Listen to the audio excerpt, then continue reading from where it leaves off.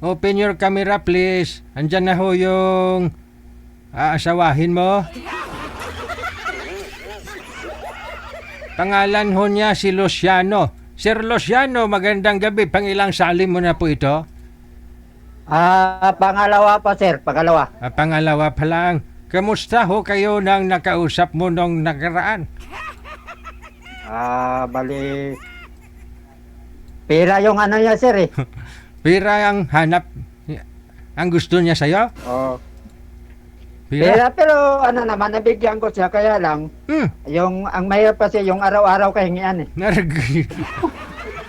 Teka lang ho. Anong buwan po kayo sumali? Parang ano yun, parang October yata, 22. Okay. Tapos ho, naging kayo po ba? Ang sabi niya sa akin, kung gusto ko raw, padalan ko raw siya ng pera kasi kailangan daw niya yung pera. Kung gusto mo siya, padalan mo lang pera. Okay. Magkano po pinadala mo? Kasi gusto mo siya, pinadalan mo. Magkano po?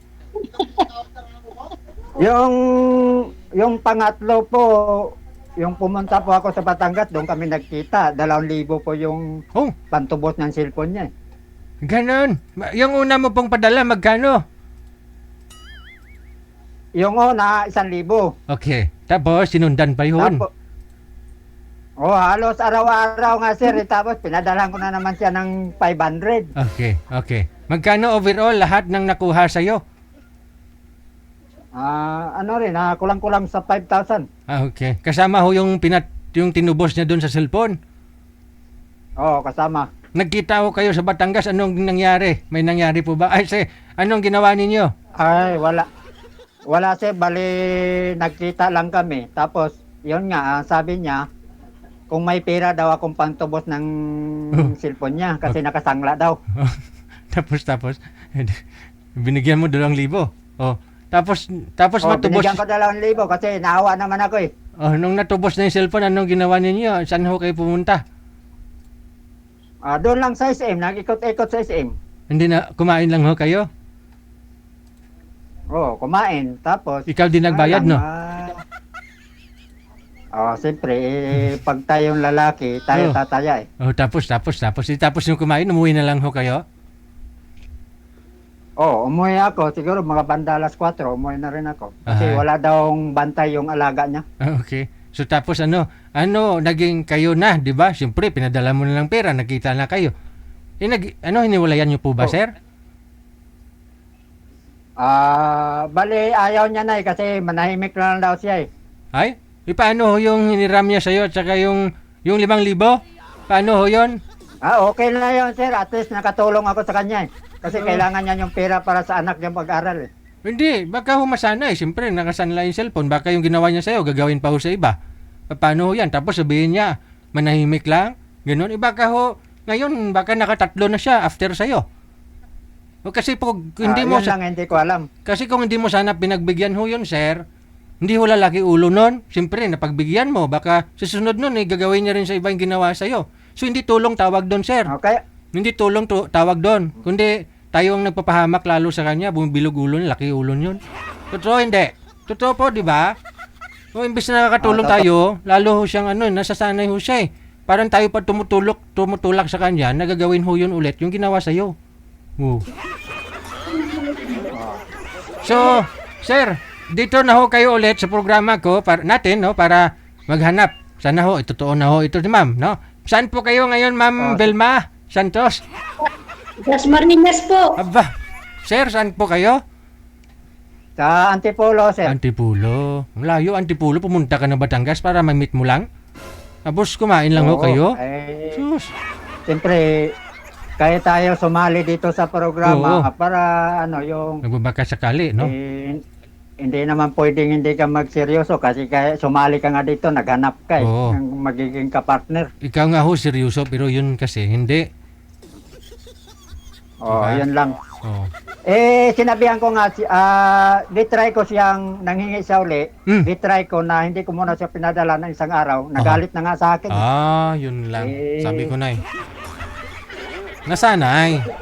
Nasanay ho, sir. Siguro, sabi ko, baka pera lang minahal niya, hindi ano. Correct. Kasi babaeng tao ho yan eh. So, pangit ho kasi na babae hingi ng pera sa lalaki. Okay lang ho sana kung mag-asawa na kayong dalawa. Diba? Girlfriend lang din naman. At saka, wala pang kasiguraduhan. Kasi nagkita nga kayong dalawa. Kumain lang ho kayo. Tapos dadalhin kanyo dun sa pawn shop kung saan niya sinangla yung cellphone. Wala. Sabi niya, kung seryoso daw ako, Mm. padalang ko raw yung anak niya alawan sa pag-aral kasi Bulacan to Pasay daw, di maglalakad, wala daw pamasahe, wala naman daw siya magagawa kasi wala siyang pera. So, ginawa niya yung programa natin dito, sumali ho siya para ho makahanap ng susuporta ho doon sa anak niya. Saan po ba yung tatay ng mga anak niya, sir? Wala na sir, bale, biyuda na siya. Byuda, yun lang. So, sabi nating tanggap mo yung mga anak niya or anak niya dahil mahal mo siya. Pero kung nagagalit na wala kang may bibigay, ibang usapan na ho yun, sir. Dapat to, dahil nga minahal mo siya, yung kaya mo lang, hindi naman yung pasalo talaga sa lahat sa iyo yung responsibilidad. 'Di ba?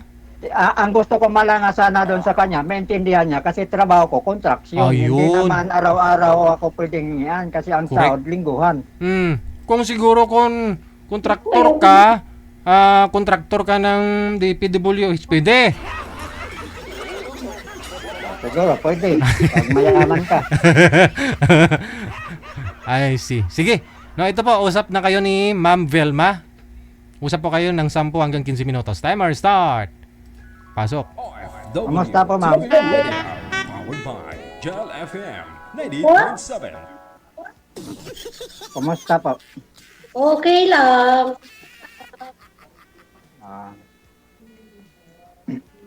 Anong pinag-abalaan niyo, ma'am? Wala po. Ito. Pakainin. At least mayroong mga anak nagsusuporta.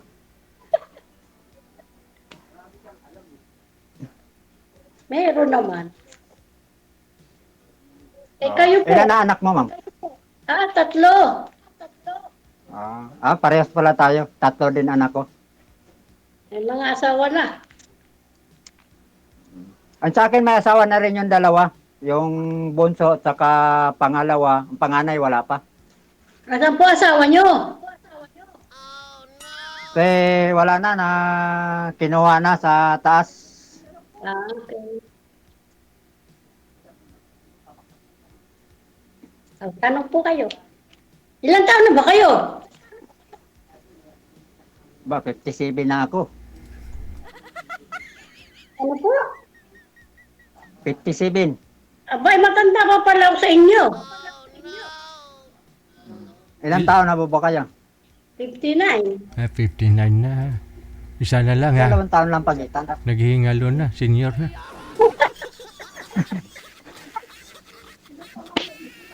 My goodness. Sana yung asawa niyo, ma'am? Wala na.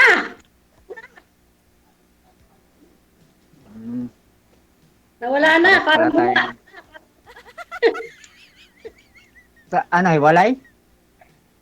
Hindi, wala na po. Katulad din ninyo.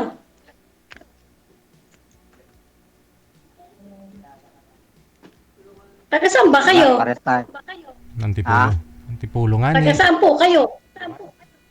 Antipolo, Rizal. Kasi parang Antipolo, Rizal. gas. Di yung yung dati. Kasi pangalawang sali na po ito ni Sir. Yung una niya pong nakausap dito, ma'am, yun nga po yung inikwento niya, no, na nakita sila doon sa Batangas. Okay, man ka pamati abi mo. Ay, lalo ko ka pala. At nagbigay ka ng pera.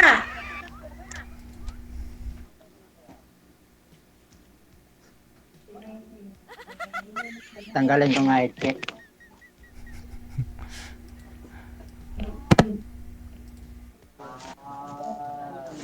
Ano po yung bahay ninyo? Diyan kayo nakatira. Oo. Hindi. Ako lang dito isa. Tapos yung anak ko, umuwi lang dito. Mamayang gabi pa uwi. magtrabaho. Yung panganay ko.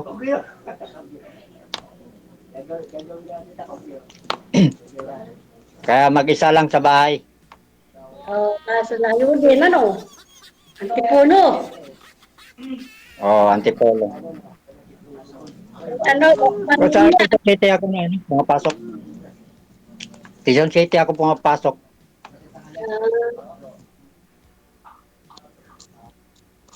Layo din. Okay. Ano hanap niyo, ma'am? Tatlo. Hindi. Anong pakay niyo dito sa pagsali niyo dito sa programa ni Sir Reggie? Ano lang? Bahala na. Depende sa usapan. Bahala na. Bahala na. Saan Kasi ba? ako sumali ako dito. Siyempre gusto kong makahanap ng partner, kung makahanap pa ng partner. Pero hindi naman sabi na agad-agad kagad kailangan mag-usap, magkaintindihan kung magkasundo, di okay. Ganoon. Oh. Kasi hindi naman ako mayaman, isa lang din akong kontraksyon. Ay bakit hindi pala kayo mayaman? Bakit nagbibigay kayo sa babae? Siyempre alam mo naman na pagdating kasi sa kasi kaya nga ako sumali dito dahil nga gusto ko makahanap ako na medyo maging kasama sa buhay o maging tapat ba nga hindi ka lang lulukuhin. Kaya lang ang nangyari kasi parang pera lang ang hinahabol ng babae. Hindi naman ako mayaman. Kung mayaman lang ko, di bibigyan ko na ng Pero ano po nun, wala, sir? nahirap lang din ako Yung ending, sir, ano po? Ikaw nag-block sa kanya or siya nag-block sa'yo? Hindi niya gi-block walang nag-block. So connected Pero, connected ang pa sabi rin. niya, mananahimik na lang daw siya. So anytime pwede po pala kanya kontakin, anytime pwede mo rin siya kontakin. Pero hindi na ako kumukontak sa kanya kasi sabi niya kasi, wag na daw siyang tawagan kasi mananahimik na lang daw siya. Sabi ko, di maghanap ka na lang dyan ng yung may pera kasi wala naman akong pera. Okay. Hirap, no? Ang pagkakamali ko lang kasi doon, sa isang araw lang na pinalipas ko, hindi ko pinadala, nagalit na sa akin. Wala naman akong magagawa. Hindi po yun Gusto ko rin siyang subukan kung... Hindi po yun pagkakamali mo, sir. Yun po ang tama mong ginawa. Sir? Hindi mo yun pagkakamali. Yun ang tama mong ginawa ka mo. Yun nga. Ang pagkakamali ko lang kasi doon, sir, na hindi ko siya pinadalan kaagad. Pinalipas ko na isang araw. Kaya yun nagalit. Hindi mo yun mali, sir. Tama po yun. Yung mali mong ginawa, yung pinadalhan mo siya ng 2 beses. Umabot sa 5,000 lahat ng binigay mo. Anong in return? Wala. Kasi sama ng loob lang. Kumain kayo. Hindi lang 5,000 ginastos mo doon, sir, ha?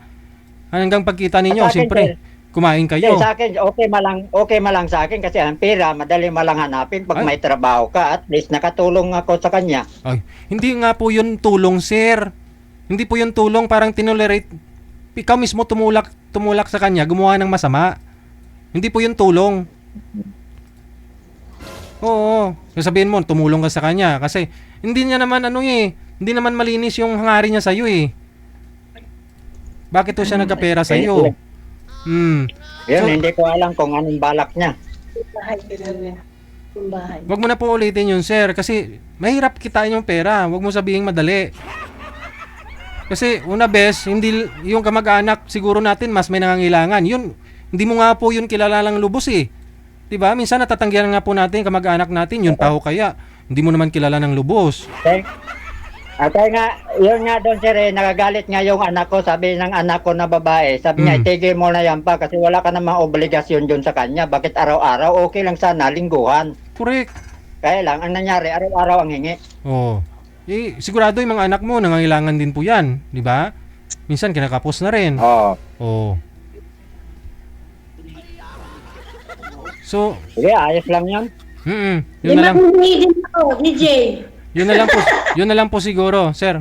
Siguraduhin mo sa susunod kasi mahirap pong mawalan ho kayo ng ano. Pira, pinaghirapan nyo Paano yun. din po, manghihingi din ako. Oh. Yes.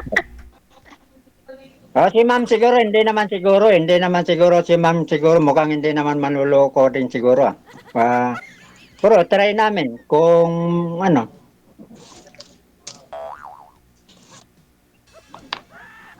Ano ma'am?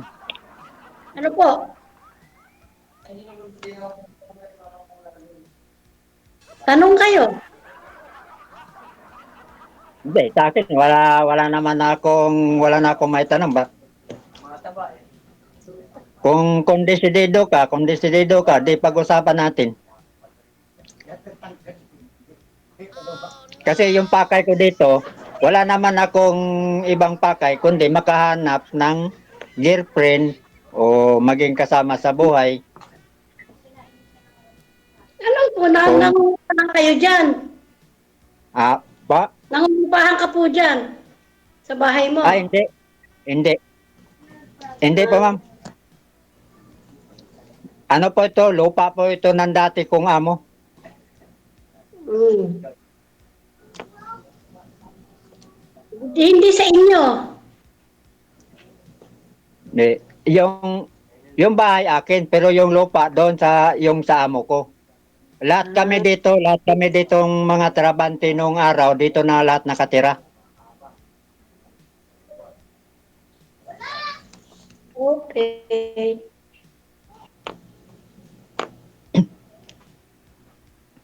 Para akala ka, Paul? senior na kayo eh. Para kayo senior na kasi. 57. Malakas pa, construction trabaho ko.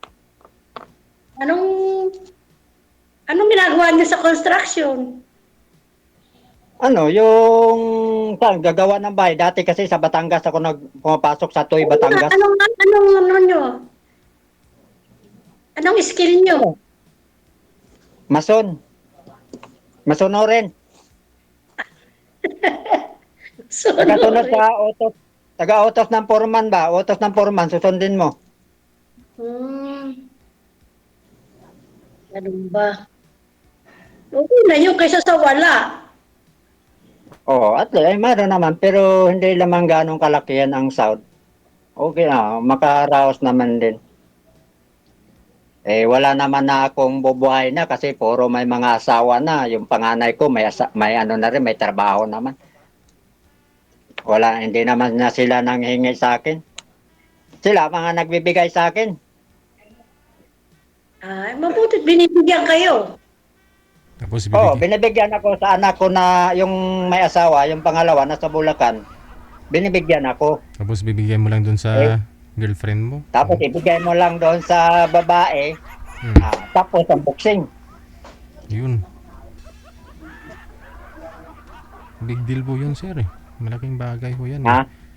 Kasi hindi yun biro. Oo, sa akin naman, malaki talaga. Tulad sa amin ng mga construction, malaking bagay na kasi yun. Oo.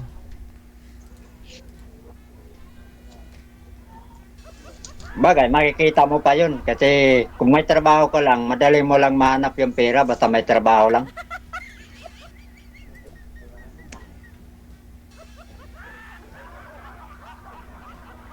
Kaya ma'am. Ewan ko, umbot sa langaw. Ako, wala pa akong trabaho. Alam mo ni.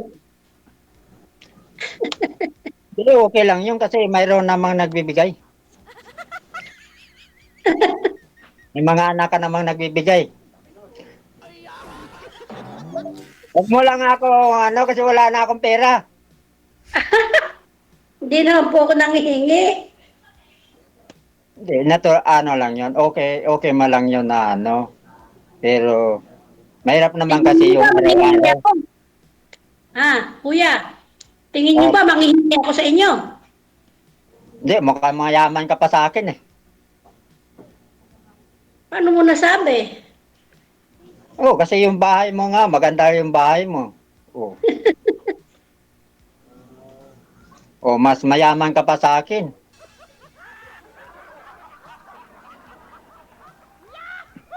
Ano talaga po ang buhay? Minsan, mayroon, minsan wala. Oh, ganun talaga ang buhay. Kung saan may pera, kung minsan wala.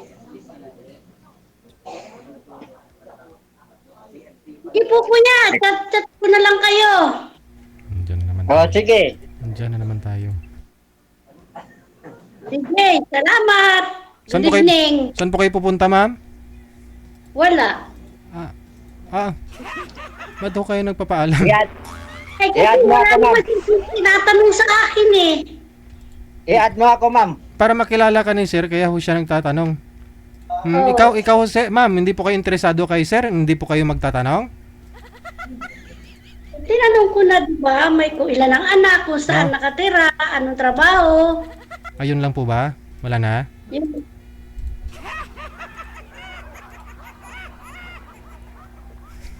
Kasi mas matanda kasi ako, DJ eh. Wala namang problema. 2 guhit lang naman po di ba? Oh, dalang gumit lang. 57 si... Ilang taon Hindi ka nga, naman sir? ako mangingi ng pera. Hindi naman ako mangingi ng pera eh. Wala naman po kayong may... Ako nga ang manghihingi eh.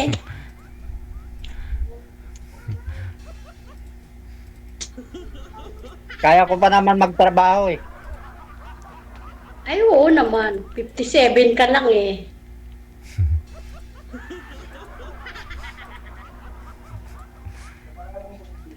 Kaya mo pa, 57 ka lang. Kaya ako, magsi-60 na ako. Malapit na. Wala naman sa edad kung talagang nagkakasundo eh.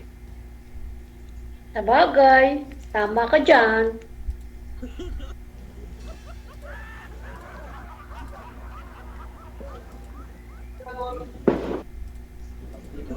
Ano na? Baka bigla ka naman maglaho man pagkatapos sa live. Hindi naman. Huwag naman ako maglalaho. Andito lang ako sa bahay ko. Kasi mayroon kasing mayroon kasing nangyari. Hmm. Kinausap ka sa live tapos pagdating sa pagkatapos sa live, wala nang siya. Mamaya, chat ko kayo. Oh, sige. Bakit ho, ma'am? Ano pong hanap mo sa isang lalaki? Yung bukod ho sa mas may edad sa'yo, ang gusto mo? Na lalaki? Oo, yung may edad sa akin. Mm. Ano pa? Anong hanap mo pa? Baka sa comment section kasi meron. Kung hindi man ho kayo magkakasundo ng mga nakakausap ninyo dito sa programa natin, basahin nyo po yung mga comment to sa inyo, dyan sa comment. Baka ho maraming nag-mind sa'yo, ma'am. Ano pong hanap mo sa isang lalaki bukod ho sa mas may edad po sana dapat sa'yo? Eh, siyempre, yung katulad ko rin. Tulad mo na, Pensionado. pensyonado. Pensyonado, 59 pa lang ho kayo, may pension ka na. Meron po. Bakit to, ma'am? Ano pong network, trabaho niyo po dati? Ano, early retire po kayo? Ito po yung sa namatay kong Asawa. po. Okay. So lalaki na may pensyon na. Si sir, 3 taon lang naman ho yan. 57 na po siya. Magpipensyon na po yan, sir. Sir, kompleto mo na hulog yung SSS mo? Hindi pa na kompleto eh. Ay, 57 ka na. Kumpletuhin mo na. Tapos sagad-sagad mo na. Magkano sagad, hulog ngayon? Pag voluntary. 750. Minimum po yun. Isagad mo. Gawin mong 8,000 a year, a month. Hindi ko kaya yan, sir. 8,000 a month para malaki-laki pension mo. Di baling tiis ngayon, tiis, sarap naman later, di ba? Kung mag-pension ka na, malaki naman, tiis ka muna ngayon. Kung may bisyo ka, wag ka muna magbibisyo. Wala na mga kumbisyo. Wala. Ngayon ho, kumakain ka ho ngayon, wag ka na muna kumain. Pag may pension ka na lang kumain. Magtipid na lang. Hindi joke lang ha. Hindi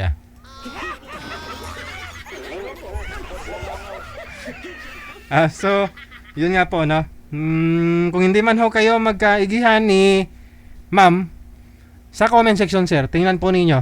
basahin po ninyo yung mga komento sa inyo. Ganoon na rin po kayo, ma'am. Sige, sir. Sige. So good luck sa inyo. Maraming salamat sa time. Sa pagpaline up Sige ngayon. po. Dagang Salamat po, salamat. sir. Bye. Salamat. Opo.